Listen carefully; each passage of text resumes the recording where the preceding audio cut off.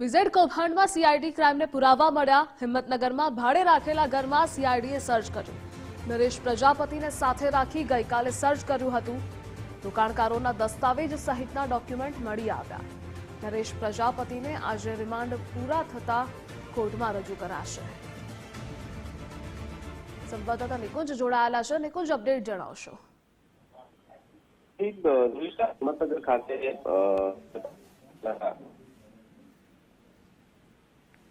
હતું બીઝેડ કૌભાંડને લઈને અને નરેશ પ્રજાપતિ કે જે તમામ એકાઉન્ટ્સના વિગતો જે છે તે સંભાળતો હતો ભૂપેન્દ્રસિંહ ઝાલા સાથે, તેને પણ આ સર્ચ ઓપરેશનની સાથે રાખવામાં આવ્યો હતો।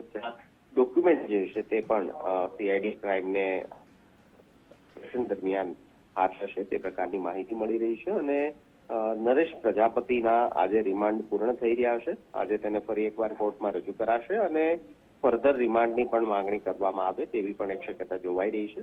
પરંતુ ગઈકાલે હિંમતનગરમાં અલગ અલગ જે ભાડે ઘર રાખેલા છે બીઝેડ કૌભાંડના મુખ્ય સૂત્રધાર એવા ભૂપેન્દ્રસિંહ ઝાલા, તેને તેનો સાગરીત જે છે નરેશ પ્રજાપતિ તેને સાથે રાખીને આ સર્ચ ઓપરેશન જે છે તે સીઆઈડી ક્રાઇમ તરફથી કરવામાં આવ્યું છે। જે નિકુંજ, જોડાવા બદલ આભાર આપનો।